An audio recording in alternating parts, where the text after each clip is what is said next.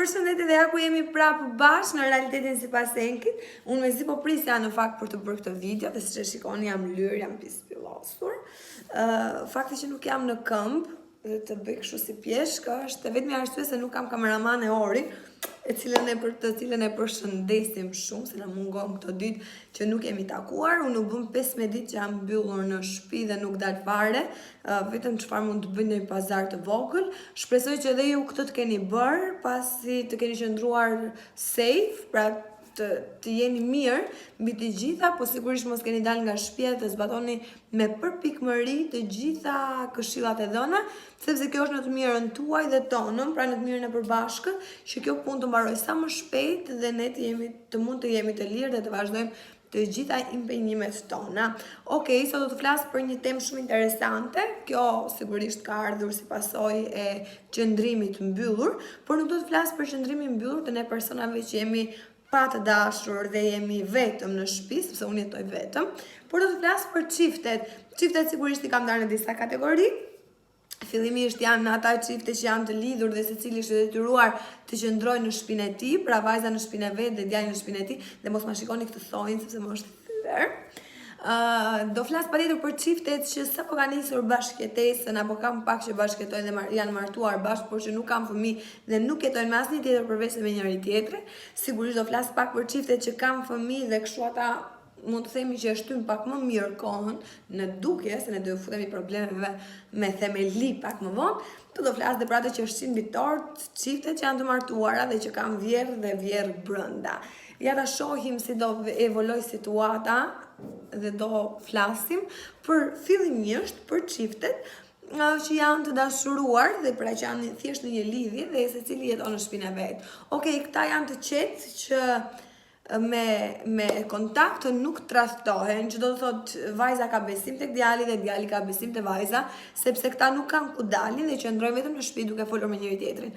Maksimumi i tradhtisë në këtë raste mund të ndodhi nëpër Instagram, duke ju shkruar vajzave të tjera apo duke bërë muhabet me vajza të tjera, apo në WhatsApp, por janë thjesht biseda nëpërmjet rrjeteve sociale, kështu që mos e merrni për të madhe.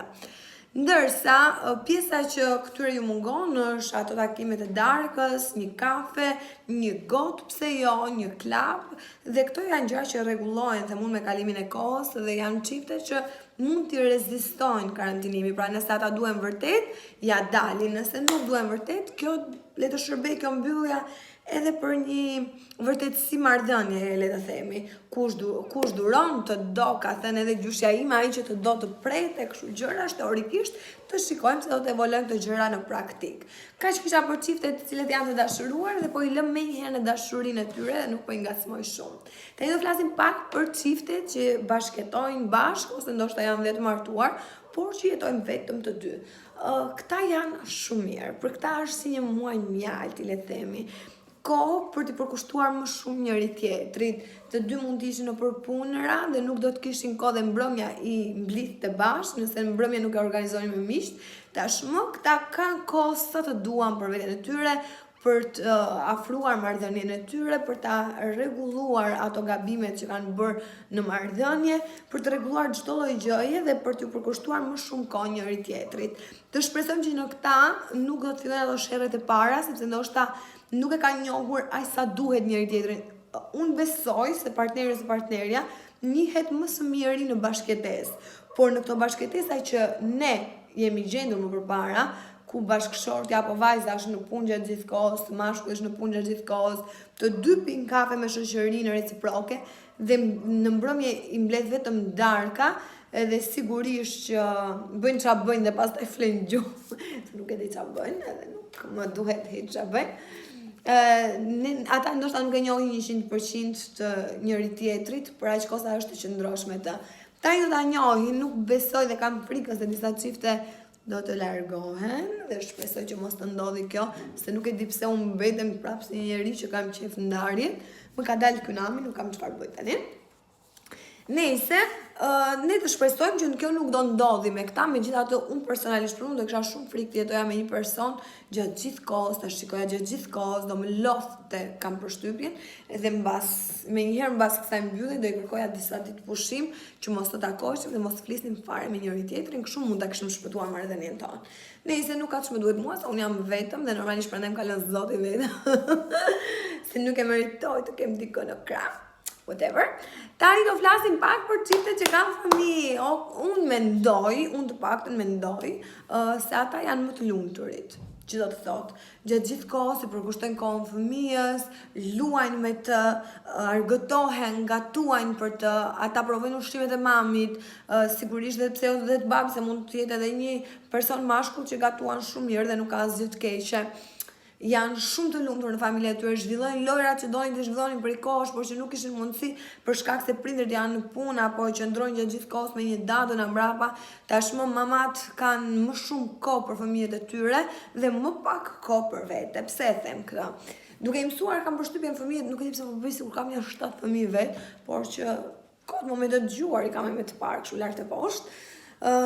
Kam parë të gjithë nxjerrin fëmijët në për story, kur fëmijët luajnë, kur fëmijët këndojnë, kur fëmijët thonë një vjersh, prindërit duart trokasin, këtë e shpërndajnë në për story për ta parë gjithë dynjaja, se kur fëmia e tyre edhe pse është 5 vjeç, po thot një vjersh dhe kjo është një gjë wow, megjithatë sigurisht është wow, kam përshtypjen për çdo prind është shumë e rëndësishme çdo vjersh që mund të mësojë, çdo shkronjë që fëmia i vet mund të thojë apo çdo fjalë të re. Mirë po, kam përshtypjen se fëmia mësohet duke luajtur non-stop me prindrit dhe në momentin që ata duan të kushtojnë kohë njëri tjetrit apo vetes së tyre, nuk kanë më kohë sepse fëmia i do aty.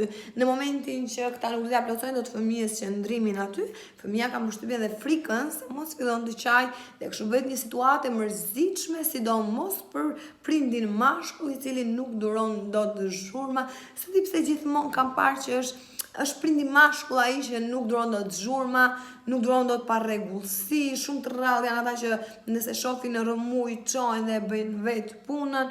Nuk e di pse mua ma vret syrin kjo pjesë, shpresoj që ju mos ja vrasni syrin, por që ndoshta unë kam dhe gabime se normalisht unë se kam quajtur realiteti sipas tenge, sepse kjo sigurisht që është thjesht këndvështrimi im. Kështu që mos e merrni për të madhe, sigur wow çata. Dhe në fund që është që janë vitorë. Do flasim për çiftet që janë të martuar, kanë fëmijë, po kanë edhe vjerë brenda. Unë nuk e di më gra, po mirë kush është nga ju kështu. Në këndvështrimin tim gjithmonë. Se mund dalë në jarë thoj, unë marrë të keqe, ne me vjerën shkojmë shumë mirë, është këndvështrimi im. Unë personalisht në një shtëpi e mbyllur 24/24 me fëmijët, me burrin dhe me vjerën, nuk të ta përballoja dot. Kam shumë frikë se do kisha marrë masa drastike për sa i përket jetesës time. Ose të jetesës së vjerës. Ka shumë të kjo dyta se vetë jam mëdhim se doni ju që mëdhim se. Nëse këto nuse kanë atë, se ndoshta shumica e ka edhe vjerën e re, nuk është e ka shumë të madhe në mosh, mund të zgjohen kur të duan, le të themi para orës 9, sepse më vonë është turpe, në mentalitetin shqiptar. Fillimisht pi një kafe me vjerën. Nuk e di pse ajo kafja e mëngjesit turke me dikë tjetër gjithmonë më ka pëlqyer. Mua për vete të paktën, por sigurisht me një person të dashur afër vetes, me mamin tim për shembull. Edhe mamin do të vjera e dikujt, do ketë ndoshta edhe ajo nuse se ka vllajin, po që sigurisht nuk do të jetë kurrë me nusen. Nëse po thoja që pinë të dyja kafen e mëngjesit, pastaj është burri në për shtëpi dhe ai nuk duhet të shikoj shumë aman që lodhet, sepse ajo do të thoj pastaj që keq që mami, shpirti mami, zemra mami, shiko vetëm unë i bëj punët dhe ai do ta besoj këtë gjë sepse ai mamin e do, e ka mami, kështu që i takon nuses të çohet pak më shumë. Her pas here ndajmë punët, dikush bën punët, dikush bën gjella, ulëm për të ngrënë, nëse ka gatuar nusja dhe vjera nuk e pëlqen gatimin, sepse ndodh që do dalë dhe gatimi shëmtuar, sikur se mund të ndodhi çdo kujt kam përshtypjen. Kjo është një problem shumë i madh për Nusën dhe Anasjeltas. Nusa me pak ironi të thëj, moj mama, po pse u lodhe, moj mama, pse u lodhe, kisha bërun të lëpi e gishta dhe ke bërti. Unë mendoj që ka shumë debate për sa i përket kësaj mbylljes, le të themi, me vjerin fëmijë, të cilët do të qajnë, do të duan të luajnë, vjera do të dojë të bëjë një punë, ti do i bërtasësh fëmijës, vjera do të thojë pse i bërtet, është nipi im, ndërkohë që ti e ke fëmijë, vjera mund t'i bërtasi fëmijës, ti do mërzitesh, qa lufte që është. Kështu që her pas here, pas i mendoj me veten time, them që jam një njeri me fat që jetoj vetëm, asa jam njëri pa fat që jetoj vetëm.